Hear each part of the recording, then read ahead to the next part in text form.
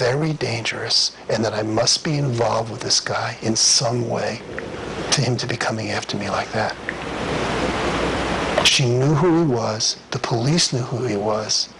Well, they told me they had no idea, and that I must be involved with him in some way. As a result of that conversation, what this female sergeant did to me, this wonderful woman who had taken an oath to serve and protect, this vindictive, sadistic sociopath, she called up my place of work and got me to lose my job. And I lost my job as a result of that. While I was working at Lariton, Greenwald knew where I was staying during the day and at night. And usually at night, one Friday in July, I was staying in a hotel up in Boulder, Colorado, and I looked out my window and he was sitting down below me, staring at me and glaring at me. I closed my window, I went downstairs, I had a camera, I was going to try to get a picture with him, and he was gone.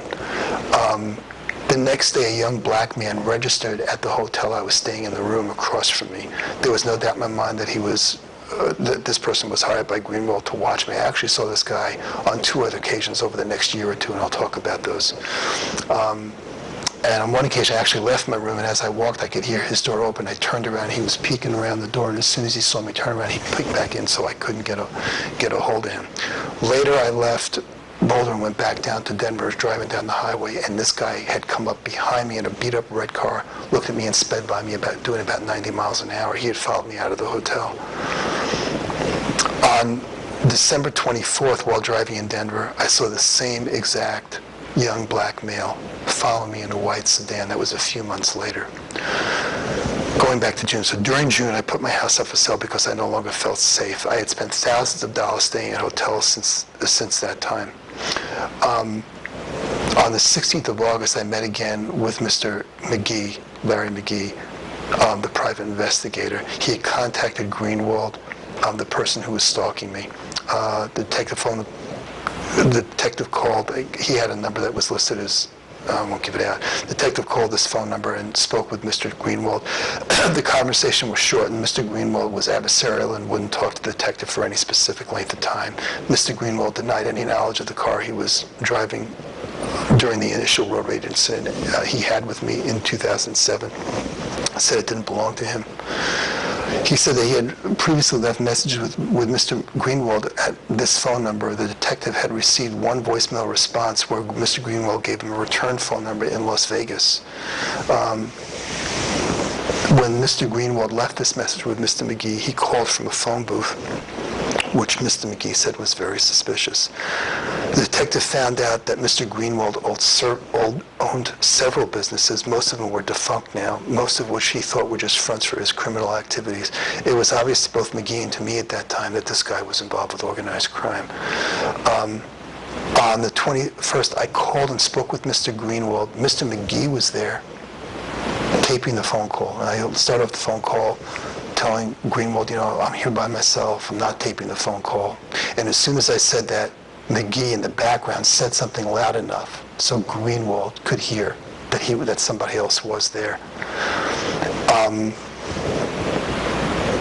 And McGee and Mr. Greenwald just said that there was nothing he could do for me that he didn't know about the car and it didn't belong to his business.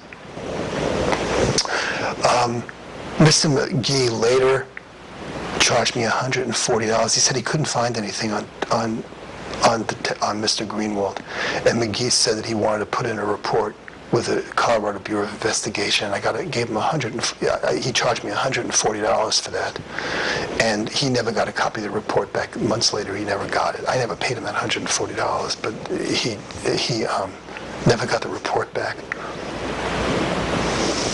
Another private investigator that I later hired was a retired Denver police officer. He told me, half-jokingly, that he thought Greenwald might be an ex-police officer. I said, really? And he nodded his head, yes. It was kind of like, I'm kidding because I'm too nervous to tell you the truth because I'm an ex-Denver cop. But he was basically telling me that he thought that this guy was an ex-police officer. I could have been wrong about my assumptions about that, but that's what it really felt like he was saying to me.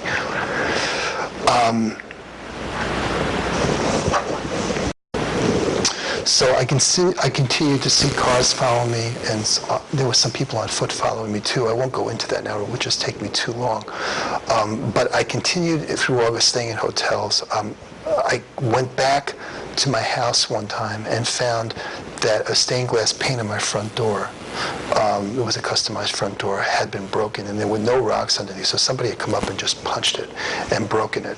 I went down to the police station on the 31st to file a vandalism report, and interestingly enough, the female sergeant that had tape recorded me down on Cherokee Street, this was just a coincidence, happened to be sitting behind the front desk doing some paperwork. And I got up and asked for some paperwork to file a report, and went back, started filing out. And when I looked back, she was talking to this guy. And by the way, when I asked the guy from the report for the paperwork, he was very cordial and very nice to me, a nice tone of voice. And when I was filling it out, I turned back and she was talking to this guy and laughing and snickering with him. And then she looked up and saw me staring right at her, and she acted like some guilt-ridden little child that had been, an adolescent girl that had been caught doing something wrong. And she went back and started reading. And then later, when I went to give my paperwork back down to the officer that was at the reception desk, he talked to me like I was dirt. These people just behave like they're a group of adolescents. One of them says something bad about somebody else outside their peer group, and it's like being in high school again. Nobody likes you.